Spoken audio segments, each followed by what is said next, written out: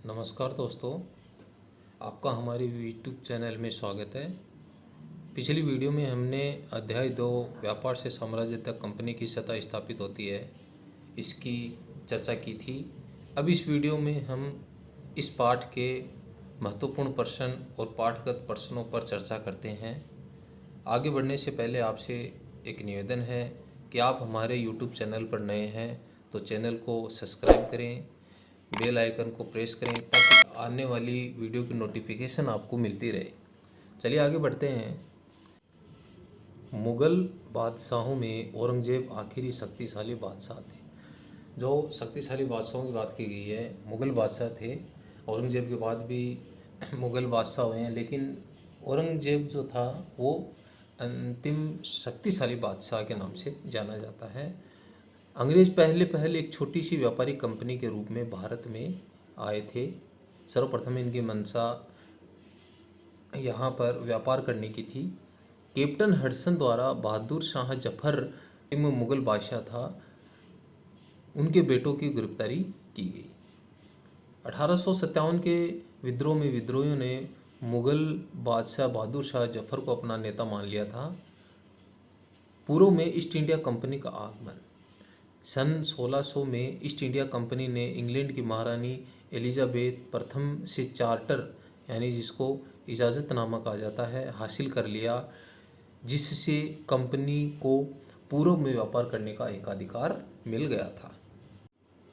पुर्तगाल के खोजी यात्री वास्को डी गामा ने 1498 में पहली बार भारत तक पहुंचने के समुद्री रास्ते का पता लगाया था।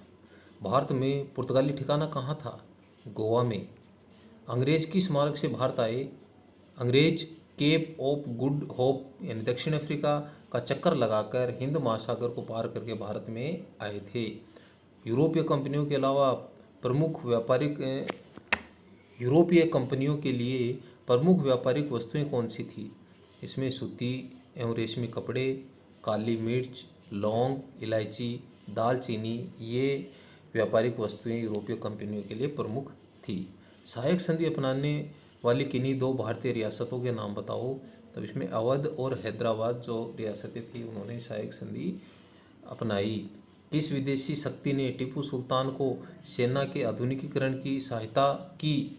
तो फ्रांसीसियों ने टीपू सुल्तान की आधुनिकीकरण में सहायता प्रदान की। मराठा राजवंशों के नाम, इसमें सिंधिया, होलकर, गायकवाड़, भोसले, मराठा राजवंशों की इस पाठ में चर्चा की गई है।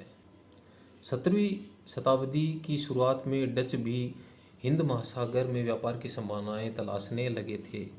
अंग्रेज़ों के अलावा पुर्तगाली, डच, फ्रांसीसी आदि भी भारत में व्यापार करने के लिए आए, लेकिन उनका अधिक प्रभाव यहाँ नहीं रह सका जितना अंग्रेज़ों का था। सर्वप्रथम भारत आने वाली पश्चिमी ताकत कौन थी? पुर्तगाली, जिन्होंने अपना पहला ठिकाना कहाँ स्थापित किया था? गोवा में। कुछ ही समय बाद फ्रांसीसी व्यापारी भी सामने आ गए। पुर्तगाली के बाद में फ्रांसीसी भी सामने आए। ईस्ट इंडिया कंपनी ने बंगाल में अपना व्यापार शुरू किया। पहली English factory east India company ने 1651 में हुगली नदी के किनारे शुरू की थी। पलासी का युद्ध। 1756 में अली वर्दी खान की मृत्यु के बाद सिराजुद्दौला बंगाल के नवाब बने। 1757 में रॉबर्ट क्लाइव और सिराजुद्दौला के बीच पलासी का युद्ध हुआ, जिसमें सिराजुद्दौला की हार का एक बड़ा कारण उसके सेनापति में से एक सेनापति मीर जाफ़र की कारगुजारी भी थी।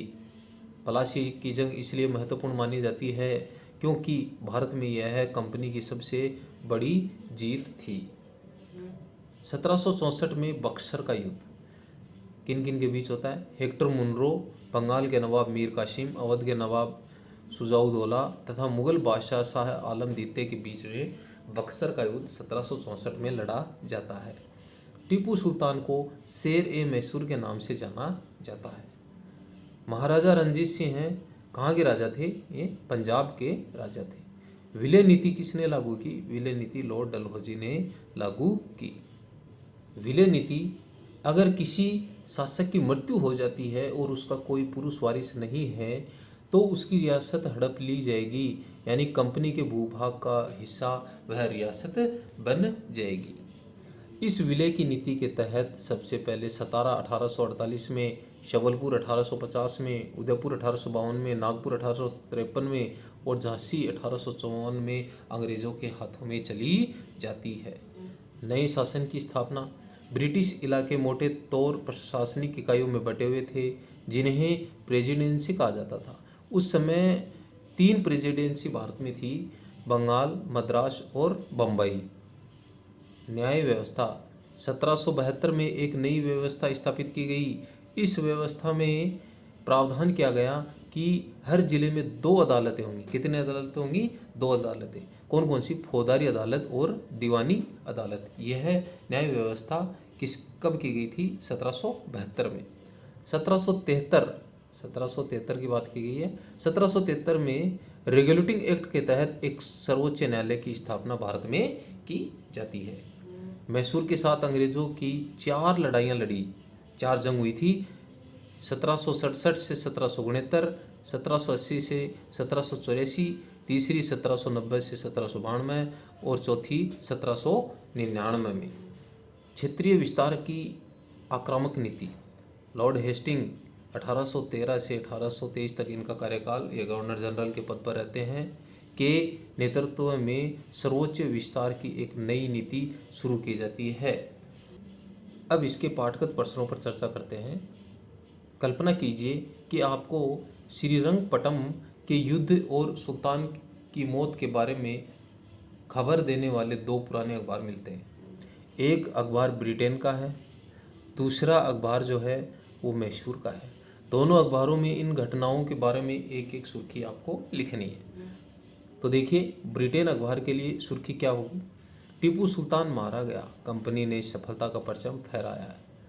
मैसूर के अखबार के लिए सुर्खी क्या होगी? शेर ए मैसूर, टीपू सुल्तान शहीद हो गए। नेक्स्ट क्वेश्चन है, निम्नलिखित के जोड़े बनाइए। दीवानी, भू राजस्व वसूल करने का अधिकार। शेर ए मैसूर कौन थे? टीपू सुल्तान। फौजदारी अदालत, रानी चेन्नम्मा कौन थी? कित्तूर में अंग्रेज विरोधी आंदोलन का नेतृत्व करने वाली रानी चेन्नम्मा थी। नेक्स्ट सिपाही वारेन हेस्टिंग, भारत का पहला गवर्नर जनरल वारेन हेस्टिंग। रिक्त स्थानों की पूर्ति कीजिए। क, बंगाल पर अंग्रेजों की जीत पलासी की जंग से शुरू हुई थी। ख, हैदर अली और टीपू सुल्तान कहाँ के शासक थे? मैसूर के शासक थे। लॉर्ड डलहौजी ने विलय का सिद्धांत लागू किया। मराठा रियासतें मुख्य रूप से भारत के दक्षिण और पश्चिमी इलाकों में स्थित थी। सही या गलत बताएं। मुगल साम्राज्य 18वीं सदी में मजबूत होता गया, तो यह क्या है? गलत।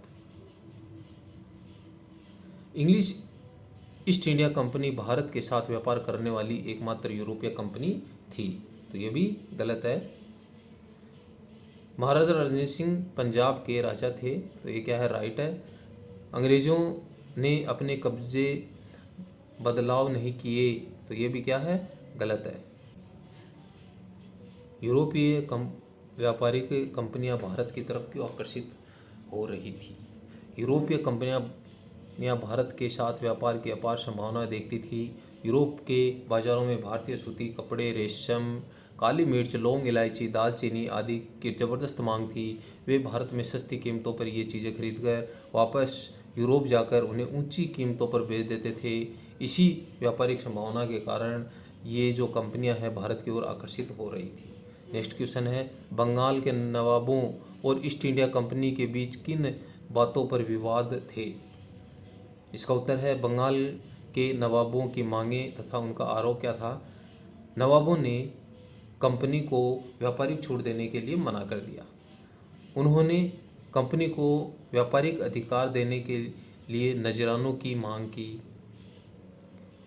उन्होंने कंपनी को सिक्का ढालने का अधिकार देने से मना कर दिया तथा किलाबंदी का विस्तार करने से भी रोक दिया। नवाबों ने कंपनी पर अदा नहीं करने के साथ साथ असम्मानजनक पत्र लिखने का आरोप भी लगाया। कंपनी के द्वारा नवाबों का आरोप क्या था? नवाब के स्थानीय अधिकारी अपनी मांगों से कंपनी के व्यापार को नष्ट कर रहे थे। दूसरा, कंपनी को अत्यधिक चुंगी कर देना पड़ रहा था। कंपनी को अपनी आबादी बढ़ाने के लिए किलों के पुनर्निर्माण की अनुमति नहीं थी। नेक्स्ट क्वेश्चन है, दीवान मिलने से ईस्ट इंडिया कंपनी को किस तरह फायदा पहुंचा? सन 1765 में ईस्ट इंडिया कंपनी को बंगाल की दीवानी मिल चुकी थी। दीवानी मिलने से ईस्ट इंडिया कंपनी को निम्नलिखित रूप से फायदा पहुंचा। पहला, दीवानी मिलने के कारण कंपनी को बंगाल के विशाल राजस्व संसाधनों पर नियंत्रण मिल गया। भारत में चीज़ों के खरीदने के लिए कंपनी को अब ब्रिटेन से सोना चांदी नहीं मंगवाना पड़ता था। बंगाल से प्राप्त राजस्व से कंपनी अब भारत में सूती और रेशमी कपड़ा खरीद सकती थी। नेक्स्ट क्वेश्चन है, सब्सिडियरी अलाउंस सहायक संधि व्यवस्था की व्याख्या कीजिए।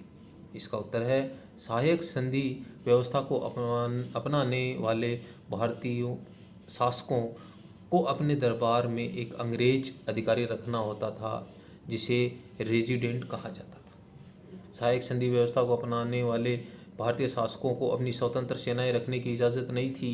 इन शासकों की सुरक्षा का भार कंपनी पर था, किंतु इसके लिए शासकों को शुल्क देना पड़ता था। यदि भारतीय शासक समय पर शुल्क अदा नहीं कर पाते तो दंड के रूप में शुल्क के बराबर राजस्व वाला क्षेत्र शासक से छीन लिया जाता था। ये सब्सिडियरी अलाउंस में प्रावधान थे।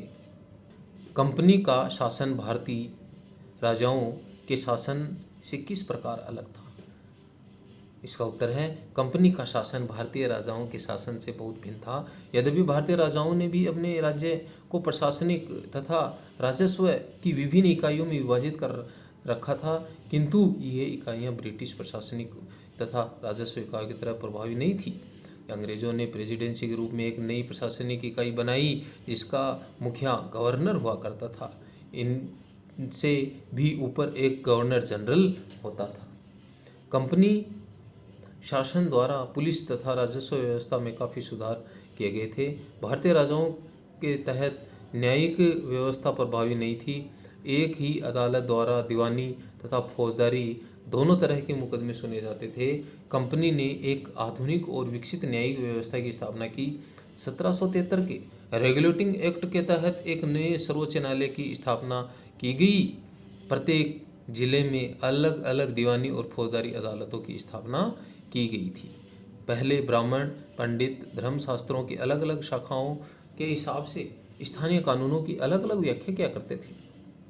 कानूनों में समरसता लाने के लिए अंग्रेजों ने 1775 में 11 पंडितों से भारतीय कानूनों का एक संकलन तैयार करवाया। इसी प्रकार मुस्लिम कानूनों की भी एक संहिता तैयार करवाई। इससे कानूनों की व्याख्या में भिन्नता समाप्त हुई। कंपनी के शासन में प्रशासनिक समरूपता थी। नेक्स्ट प्रश्न है, कंपनी की सेना की संरचना में आए बदलावों का वर्णन कीजिए। पहला है, कंपनी ने सेना के लिए भर्ती शुरू कर उन्हें पेशेवर सैनिक प्रशिक्षण दिया। दूसरा, युद्ध की तकनीक बदलने के कारण सेना में घुड़सवार टुकड़ियों की आवश्यकता कम होती गई और पैदल टुकड़ियां महत्वपूर्ण होती गई।